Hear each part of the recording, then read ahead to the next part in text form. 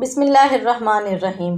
حضرت لوط علیہ السلام۔ حضرت لوط علیہ السلام اپنے چچا ابراہیم علیہ السلام کی اجازت اور حکم سے علاقہ چھوڑ کر سدوم میں آ کر آباد ہو گئے۔ اس بستی کے لوگ فاسق و فاجر اور بدترین کافر تھے۔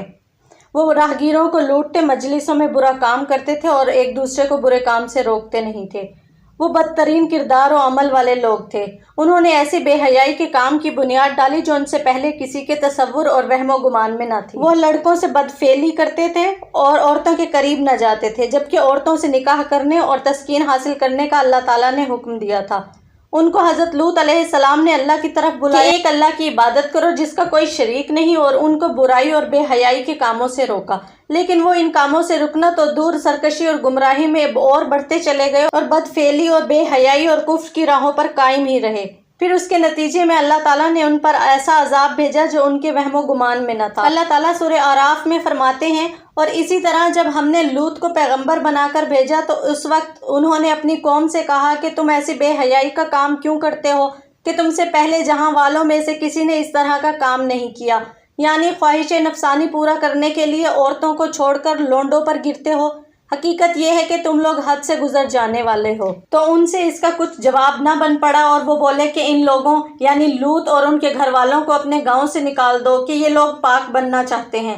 تو ہم نے ان کو اور ان کے گھر والوں کو بچا لیا، مگر ان کی بیوی نہ بچی کہ وہ پیچھے رہنے والوں میں تھی، اور ہم نے ان پر پتھروں کا مینہ برسایا۔ سو دیکھ لو کہ گنہگاروں کا انجام کیسا ہوا۔ اور اللہ تعالیٰ سورہ ہود میں فرماتے ہیں، تو قوم لوط کے بارے میں ہم سے بحث کرنے لگے۔ بے شک ابراہیم بڑے بردبار، نرم دل اور رجوع کرنے والے تھے۔ ابراہیم، اس بات کو جانے دو تمہارے پروردگار کا حکم آ پہنچا ہے اور ان لوگوں پر عذاب آنے والا ہے جو کبھی نہیں ٹلنے کا۔ اور جب ہمارے فرشتے لوط کے پاس آئے تو وہ ان کے آنے سے غمناک ہو گئے اور تنگ دل ہوئے اور کہنے لگے، آج کا دن بڑی مشکل کا دن ہے۔ اور لوط کی قوم کے لوگ ان کے پاس بے تحاشا دوڑتے ہوئے آئے، اور یہ لوگ پہلے ہی سے برے کام کیا کرتے تھے۔ لوط نے کہا کہ اے قوم، یہ جو میری قوم کی بیٹیاں ہیں یہ تمہارے لیے جائز اور پاک ہیں، تو خدا سے ڈرو اور میرے مہمانوں کے بارے میں میری بے عزتی نہ کرو۔ کیا تم میں سے کوئی بھی آدمی شائستہ نہیں ہے؟ وہ بولے کہ تم کو معلوم ہے کہ تمہاری قوم کی بیٹیوں کی ہمیں کچھ حاجت نہیں، اور جو ہم چاہتے ہیں وہ تم کو خوب معلوم ہے۔ لوط نے کہا،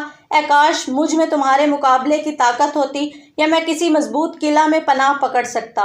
فرشتوں نے کہا، اے لوط، ہم تمہارے پروردگار کے فرشتے ہیں، یہ لوگ تم تک ہرگز نہیں پہنچ سکیں گے۔ رات کے ایک حصے میں اپنے گھر والوں کو لے کر چل دو اور تم میں سے کوئی شخص پیچھے مڑ کر نہ دیکھے، مگر تمہاری بیوی کہ جو آفت ان پر پڑنے والی ہے وہی اس پر بھی پڑے گی۔ ان کے عذاب کے وعدے کا وقت صبح کا وقت ہے، اور کیا صبح کچھ دور ہے؟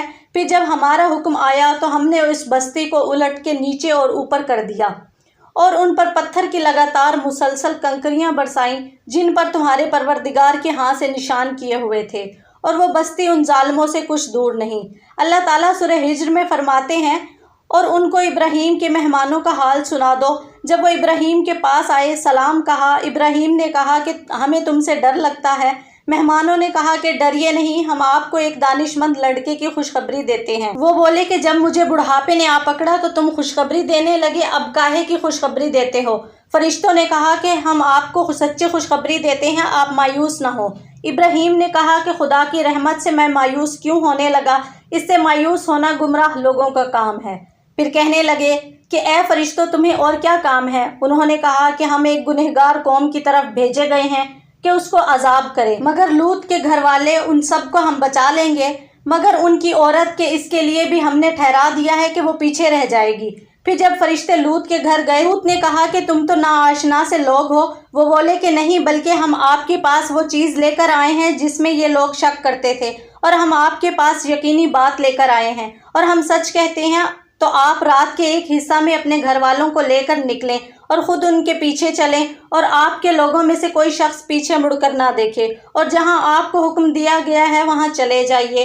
اور ہم نے لوط کی طرف وحی بھیجی کہ ان کے لوگوں کی جڑ صبح ہوتے ہوتے کاٹ دی جائے گی، اور اہل شہر لوط کے پاس خوش خوش دوڑے آئے۔ لوط نے کہا کہ یہ میرے مہمان ہیں، مجھے ان کے بارے میں رسوا نہ کریں، اور خدا سے ڈرو اور میری بے آبروئی نہ کیجیو۔ وہ بولے، کیا ہم نے تم کو سارے جہان کی حمایت و طرفداری سے منع نہیں کیا؟ لوط نے کہا کہ اگر تمہیں کرنا ہی ہے تو یہ میری قوم کی لڑکیاں ہیں، ان سے شادی کر لو۔ اے محمد، تمہاری جان کی قسم وہ اپنی مستی میں مدہوش ہو رہے تھے، سو ان کو سورج نکلتے نکلتے چنگھاڑ نے آ پکڑا اور ہم نے اس شہر کو الٹ کر نیچے اوپر کر دیا اور ان پر کنکر کی پتھریاں برسائیں۔ بے شک اس قصے میں بصیرت والوں کے لیے نشانی ہے اور وہ شہر اب تک سیدھے رستے پر موجود ہے۔ بے شک اس میں ایمان لانے والوں کے لیے نشانی ہے۔ اللہ تعالیٰ سورہ شعراء میں فرماتے ہیں، اور قوم لوط نے بھی رسولوں کو جھٹلایا جب ان سے ان کے بھائی لوط نے کہا کہ تم کیوں نہیں ڈرتے؟ میں تو تمہارا امانتدار پیغمبر ہوں، تو خدا سے ڈرو اور میرا کہا مانو، اور میں تم سے اس کام کا بدلہ نہیں مانگتا، میرا بدلہ رب العالمین کے ذمہ ہے۔ کیا تم جہان والوں میں سے لڑکوں پر مائل ہوتے ہو اور تمہارے لیے تمہارے پروردگار نے جو تمہاری بیویاں پیدا کی ہیں ان کو چھوڑ دیتے ہو؟ حقیقت یہ ہے کہ تم حد سے نکل جانے والے ہو۔ وہ کہنے لگے، اے لوط، اگر تم باز نہ آئے تو شہر سے نکال دیے جاؤ گے۔ لوط نے کہا، میں تمہارے کام سے سخت بیزار ہوں، اے میرے پروردگار مجھے اور میرے گھر والوں کو ان کے کاموں کے وبال سے نجات دے۔ پھر ہم نے اوروں کو ہلاک کر دیا اور ان پر میہ برسایا، سو جو میہ ان لوگوں پر برسا جو ڈرائے گئے برا تھا۔ بے شک اس میں نشانی ہے اور ان کے لوگ اکثر ایمان لانے والے نہیں تھے، اور تمہارا پروردگار تو غالب اور مہربان ہے۔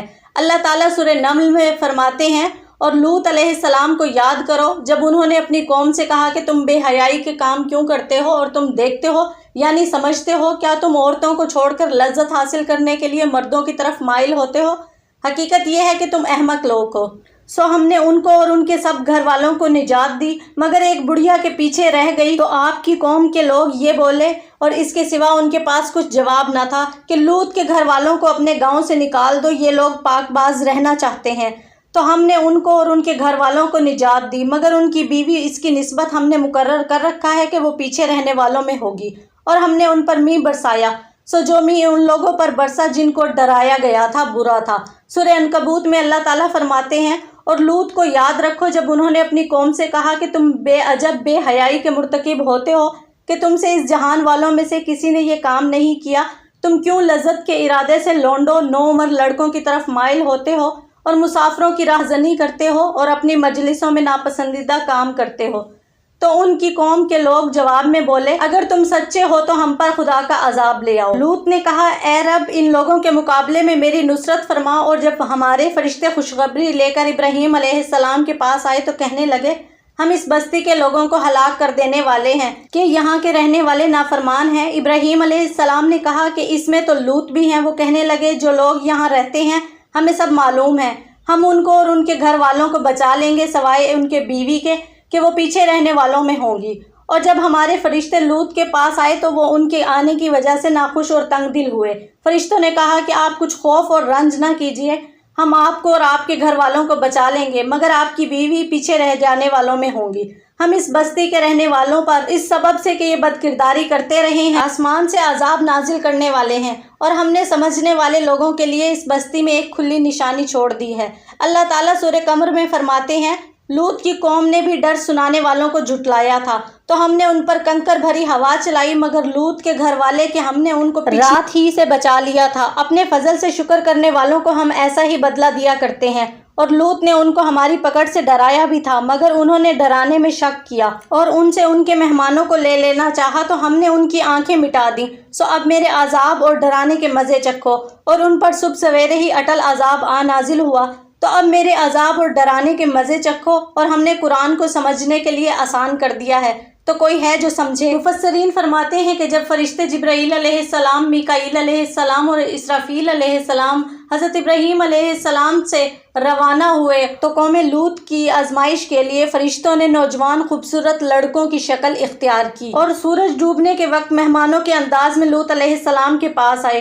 لوط علیہ السلام کو فکر لاحق ہوئی کہ اگر میں ان مہمانوں کو اپنے پاس نہ ٹھہراؤں تو یہ مجبوراً کسی اور کے پاس جا کر قیام کریں گے اور ان کو نقصان پہنچائیں گے، جیسے وہ اوروں کے ساتھ برا سلوک کرتے ہیں۔ اور حضرت لوط علیہ السلام کی قوم نے حضرت لوط علیہ السلام کو یہ بھی کہا ہوا تھا کہ آپ کسی مہمان کو اپنے پاس نہیں ٹھہرا سکتے، لیکن جب انہوں نے دیکھا کہ رات ہو چکی ہے اب ان سے چھٹکارے کی کوئی صورت نہیں۔ اور حضرت قتادہ رحمہ اللہ نے بیان کیا ہے کہ وہ فرشتے لوط علیہ السلام کے پاس اس وقت آئے جب وہ زمین میں کام کاج کر رہے تھے اور فرشتے میزبانی کی استدعا کرنے لگے۔ لوط علیہ السلام ان سے بہت شرمائے اور ان کے آگے آگے چل پڑے اور ان سے اشاروں کنائیوں میں گفتگو شروع کر دی کہ شاید وہ اس طرح کسی اور علاقے میں چلے جائیں۔ لوط علیہ السلام نے ان سے یہ بھی کہا کہ اللہ کی قسم روئے زمین پر ان لوگوں سے زیادہ برے اور گندے لوگ اور کہیں نہیں ہیں۔ تھوڑی دیر چلنے کے بعد پھر یہی بات ان سے کہی، حتیٰ کہ 4 دفعہ آپ نے یہ بات دہرائی۔ حضرت قتادہ رحمہ اللہ یہ بھی فرماتے ہیں کہ ان فرشتوں کو یہ بھی حکم ہوا تھا کہ اس بستی کے لوگوں کو اس وقت تک ہلاک نہ کرنا جب تک ان کا نبی ان کے خلاف گواہی نہ دے۔ حضرت لوط علیہ السلام ان مہمانوں کو لے کر اپنے گھر آ گئے۔ اس بات کا علم ان کے گھر والوں کے سوا کسی کو نہ تھا۔ ان کی بیوی باہر گئی اور قوم کے لوگوں کو بتایا کہ لوط کے گھر کچھ لوگ آئے ہیں اور ان سے زیادہ حسین و خوبصورت چہرے میں نے کبھی نہیں دیکھے۔ تو ان کی قوم بھاگتی ہوئی ان کی طرف آئی۔ لوط علیہ السلام نے کہا کہ میرے مہمانوں کے بارے میں مجھے ذلیل نہ کرو۔ مفسرین نے ذکر کیا ہے کہ جبرائیل علیہ السلام ان کے پاس آئے اور اپنے پر کے ایک کونے کے ساتھ ان پر وار کیا، ان کی آنکھوں کو اندھا کر دیا۔ یہاں تک کہا گیا ہے کہ ان کے چہروں پر آنکھوں کا نام و نشان بھی مٹ گیا۔ تو وہ لوگ دیواروں کو ٹٹولتے ہوئے واپس پلٹے، مگر اس کے ساتھ ساتھ اللہ کے رسول کو دھمکاتے رہے اور کہنے لگے کہ اچھا کل تو آنے دو، پھر دیکھ لینا تمہارا کیا بنتا ہے۔ اور مفسرین نے کہا ہے کہ جبرائیل علیہ السلام نے اپنے پر کے ایک کنارے کے ساتھ ان کے علاقے کو ان کی بنیادوں سے اکھیڑ دیا۔ ان بستیوں کی تعداد 7 تھی۔ ان کی آبادی سمیت ان بستیوں کو اٹھا لیا۔ کہتے ہیں کہ وہ 400 افراد تھے اور بعض قول کے مطابق 4000 تھے۔